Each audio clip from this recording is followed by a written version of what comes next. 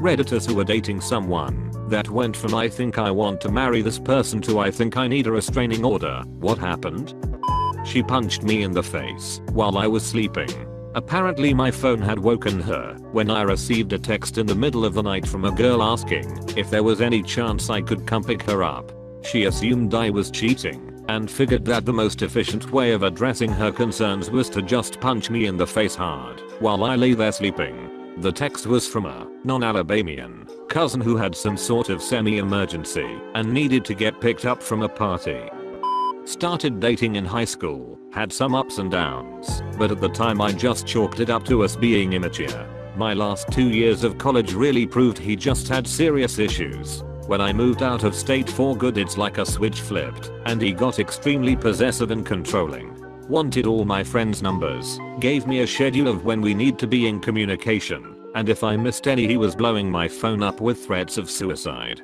Finally got the restraining order when he showed up to my friend's apartment looking for me, threatening to call the police because I still had a pair of his shoes that I didn't even have.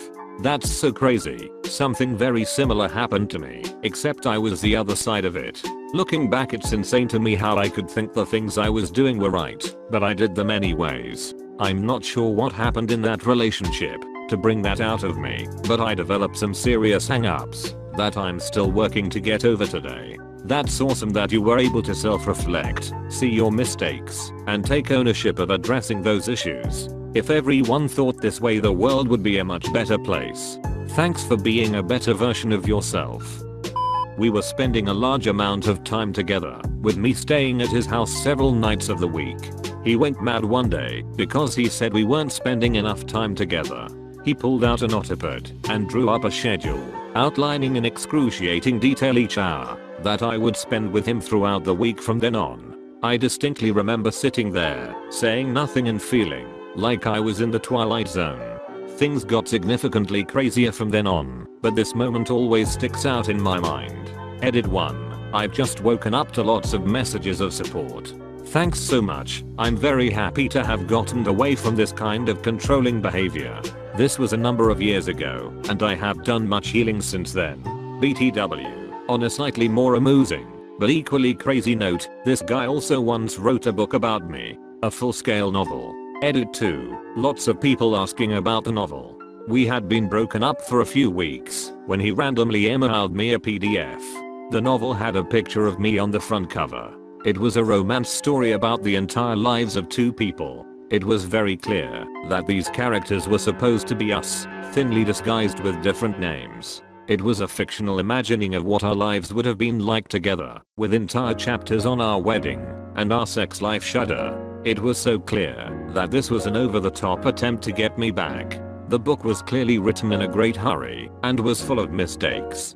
He kept slipping pronouns, totally forgetting that he was writing a third-person novel, and addressing me directly by saying things like, "You know I'm your destiny," screams him a thing. No one will ever make you feel the way I do. I highly doubt he tried to get it published. Big red flag. I found out he was soliciting underage girls. Like a record scratch. It was over. Edit. Whoa. Thank you all. Yes, he was arrested and went to jail.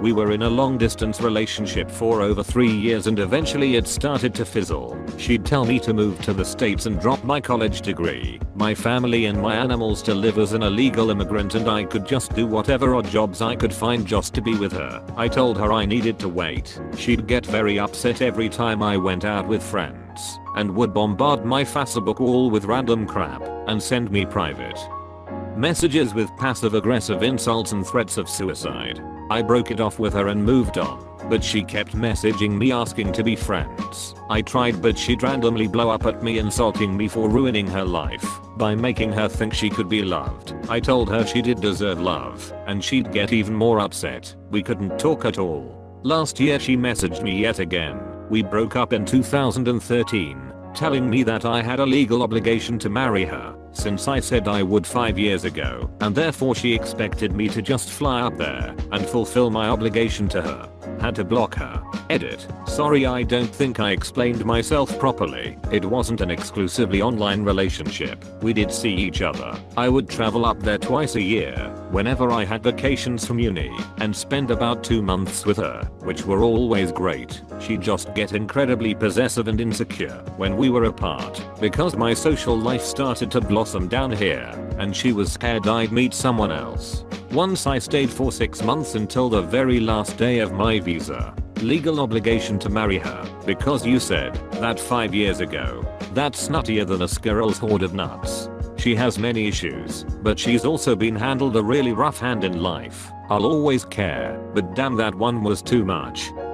I was young, dumb, and thought I was in love, and ignored many red flags. As he got more comfortable around me, he let his crazy out. Someone stole his cell phone and he asked me to purchase a shotgun for him so he could go shoot the person who did it. It took me another year and a half to leave. I did try breaking up with him, but he told me that if I ever tried to break up with him again, he'd kill everyone I love and then himself, so I'd know what it was like to be alone. That relationship ended in an order of protection against domestic violence. He was nuts. Oh god, I can't imagine the fear you felt in that moment. I was dating a guy who was very sweet in the beginning. After about 6 months he got possessive. He didn't trust me. An example of this was one night I told him I was meeting a friend I used to work with at a bar a block away. We lived in a safe area, and it was a short walk. Her name sounded like it could be male or female, but I assured him she was a she. He showed up at the bar while we were there, and it made him look very insecure. He began tracking my phone's GPS. I found out when I stopped at a relative's house after work on my way home, and he freaked out and called my mom. She actually knew that was where I was, and he had a hard time believing I wasn't cheating. The last straw was my first week at a new job. I worked nights and had my phone. I got this long-winded email regarding an innocent comment on a Facebook selfie of me. There were screenshots of it and a huge manifesto about why my buddies online all wanted to take me away from him. After I broke up with him, I got emails for months swinging between apologies and telling me I was the abuser. I got emails telling me he was being drugged. It was insane. I was dating a guy. I really liked him. He was smart, funny, and adventurous. We were getting pretty serious. He pretty much lived at my house. One weekend I went home for my dad's birthday. All of my brothers were home. I have 5 of them. We ate, drank, and were merry. One of my sister-in-laws took some pictures and posted them on Facebook with me tagged in them. Got back to my house Sunday evening and my boyfriend was coming over shorty to hang out / spend the night. When he got there he was basically frothing at the mouth. He shoved me and called me a harlot. Started pushing me around, ranting about how he had to see me harloting myself all over the internet and hanging on a bunch of guys. I told him they were my brothers, but at that point I was done with him. I told him to get the duck out of my house. He took that as an invitation to throw me up against a wall and try to force me to kiss him. My roomie heard the commotion and came out of her room with a bat. Then shithead made the only good decision he made that day and decided to leave. Kicked in a pantry door and wrecked some drywall on his way out though. I threw all his stuff in a dumpster. He ended up stalking me for years. Showing up drunk at places I'd moved to after we dated. Calling after I'd changed my number. Even texted me on the week of my wedding to ask me to reconsider marrying him instead. Yeah, you crazy duck, I want to dump the love of my life for a crazy stalker. Jesus Christ, hope that man leaves you alone. The worst version I have of this was a guy that I had been dating who rammed my truck with a moving van repeatedly at an immigration checkpoint in New Mexico well after dark.